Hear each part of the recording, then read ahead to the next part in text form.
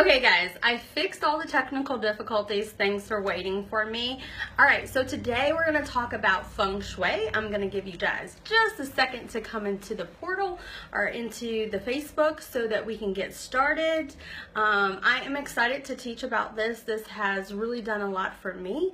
I didn't know much about Feng Shui. I'm only going to teach you guys just about your office space and your bedroom. Those are the two most important spots right now that I think about, and they're super easy to change really quickly, okay? So you guys know me, I'm Dr. Sam Price. I'm a licensed naturopathic physician. I am your expert in natural medicine. I help you bridge conventional and alternative medicine to transform your illness into wellness. Thanks for joining me. Today we're talking about Feng Shui tips for better health. Okay guys, so what exactly is Feng Shui?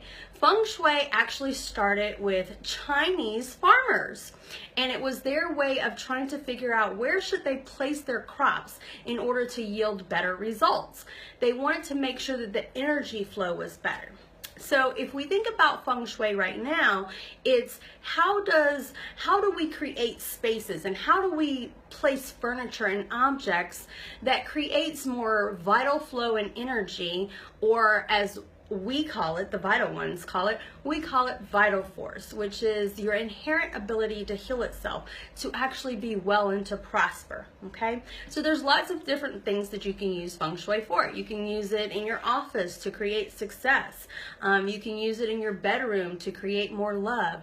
Lots of people who are searching for a life partner, single people, tend to use it in their bedroom to create an atmosphere that is actually welcoming for a partner to come in so that they can actually have a partner. So let's talk about, there's 5 elements in Feng Shui. So any space that you're particularly working on, there needs to be the 5 elements. So the 5 elements are wood, fire, earth, metal, and water. Wood, fire, earth, metal, and water. Okay, those 5. So, of course, you can't get water in every space, or wood or fire for that matter, right? But all of these elements actually have colors and other properties that go with them. So you can always use the color in place of the actual element. So I'm going to go over those. So wood actually is green. It's the color green, and it means renewal. So you could use a potted plant in place of wood, okay? Fire is the color red, of course. It's also the shape of a triangle. It's signified by light. So you could use a light source for your fire source. So a lamp would be perfect for that. If you have a red lamp, that would be even better. If you have a red lamp that's in a triangle shape, that's even better. So earth, the next element, is a square shape, is how it's represented. It's the color of yellow or brown, and so a plant in a ceramic pot would be perfect for this. Metal is represented by the color white. It is a round shape, so a round rug or a round table would signify metal, which would be perfect if you don't have a metal object. Water just signifies serenity, and there's really nothing else that I can give you to represent water. You just need water in the space, okay? And you know how I like to talk about water anyway. Water should be everywhere we are, for hydration, for therapy purposes, everything. Okay, so the fundamental practice of Feng Shui in any space, I don't care if that's the bathroom, the bedroom, your office, your closet, your living room, wherever it is, the number one thing is to declutter, all right? So first you have to take out everything and start from scratch. And if you can't do that, then you need to, there's this ancient Feng Shui game, they call it, and it's where you take 28 pieces. You pick up 28 things and you put down 28 things. You can put them in the same place or you can move them to a different place. So let's say you're cleaning out your closet. So if you're playing the 28 Feng Shui game, you're going to take 28 pieces out of your closet and decide, do I want this? Do I not want this? Do I want to put it back on the shelf? Do I want to hang it up? Where do I want to put it? Hey, Sharita. So it's called the ancient game of Feng Shui is 28 pieces. So you pick up one thing and you put down 28 things. So it's 28 things. So that's the game. So Decluttering is huge. All right, so let's just talk about the bedroom for an example. You shouldn't have anything on your floors. That's number one in Feng Shui, okay? So you don't want a lot of stuff cluttering around your floors in Feng Shui. So what I had to learn, because I like to stick stuff underneath my beds, is that you're not supposed to have anything underneath your bed, because you're actually sleeping on top of the bed, and those things underneath the bed can cause you to think about those things. Hey Linda, yay, you finally caught me. So we're talking about Feng Shui, Linda, and things for better health. So I'm talking about the bedroom right now. So nothing underneath the bed, okay? So that clutters your thoughts. The bed placement is so important. The bed placement, actually the head of the bed needs to be up against a wall, not the window. If the head is against the window in Feng Shui, they say that your thoughts and your mental capacity go out the window, okay? Your foot of your bed is not supposed to be facing a doorway. So if this is the door and this is the head of the bed and your foot of your bed is right here and this is the entrance to the door, that is wrong. If the door is over here and the foot of bed is right here behind it, right, that's okay. So I'm going to put some pictures in the comments after I get off the broadcast so you guys can kind of see what I'm talking about. I'm also going to kind of go around my office and show you how it's Feng Shui. My desktop is Feng Shui as well. It's called a Baego. I think that's how you pronounce it. So the bed placement's very important. So you can have your foot of your bed against or facing the door if you have a sleigh bed. A sleigh bed is like this. So the bed's like this and your foot is like this. So that's blocking the entrance of the door. They say that when you die, they carry your casket out and they always carry feet first out the door. So you do not want your bed, the foot of your bed, to be facing a doorway. Okay. Another thing for the bedroom is you shouldn't have any electronic equipment in there at all. Your bedroom is for a sanctuary. It is for you to sleep and to make love. That is it. Okay. So no electronic gadgets or anything like that in your space. So when I talk to patients about sleeping habits and insomnia and how everybody can't sleep, the first thing I do is I talk about some Feng Shui principles. So one is, if you have a TV in the room, then you need to turn that TV off at least 1 hour prior to bed. I would prefer that you actually cover the TV with a drape, okay? The number two thing is having a mirror in a bedroom, believe it or not. So if you're in a bad mood, or your boyfriend or your husband or your wife or whoever your partner is actually is in a bad mood, or you've had an argument in your bedroom or something like that, the mirror in Feng Shui principles bounces back energy. Okay, so you don't want a mirror in the bedroom. It's fine to have it in the bathroom. If you have a mirror in your bedroom, cover it up. Just cover it up, and that way that bad energy doesn't bounce back and forth. Okay.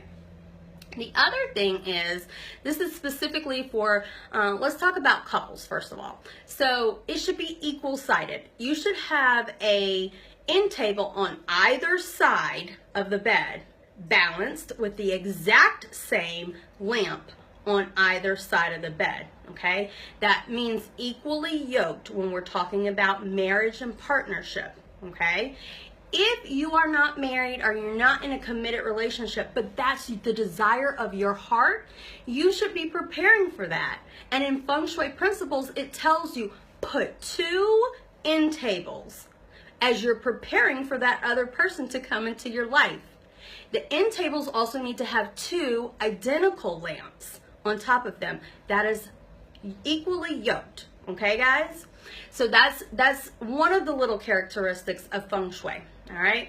So that's the bedroom. Also for the bedroom, you don't want a lot of pictures of other people.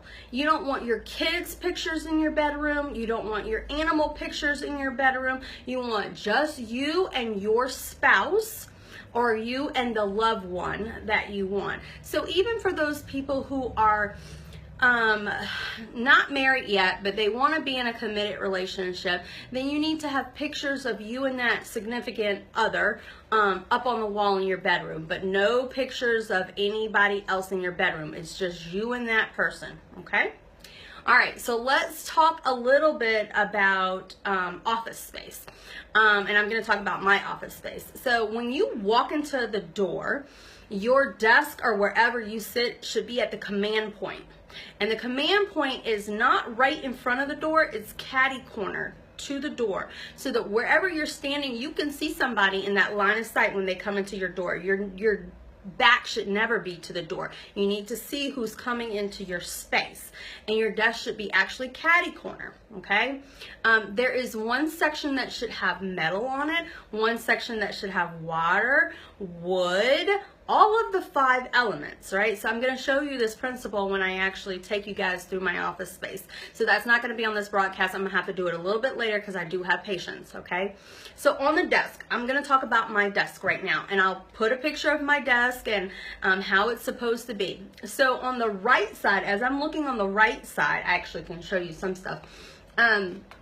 If you're in a committed relationship or you want to be in a committed relationship, you should have something that signifies your loved ones. So I got a little container and I actually put, can you see that? Pictures of me and my husband, all right?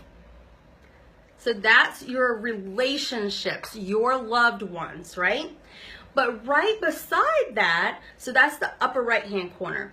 On the part that's right behind, it's hard to do it without the diagram, but right behind that part, you're supposed to have something for creativity. And this is pens and scissors and highlighters.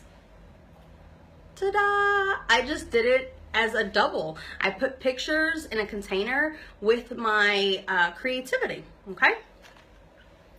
The bottom right-hand corner is supposed to be for contacts or people who are very helpful for you. So normally at the bottom right-hand corner, you would have a telephone or a Rolodex or your telephone book. For me, I have a drawer and I just put business cards in there that I know of people who are helpful for me. Okay, I don't use a Rolodex, I use my phone.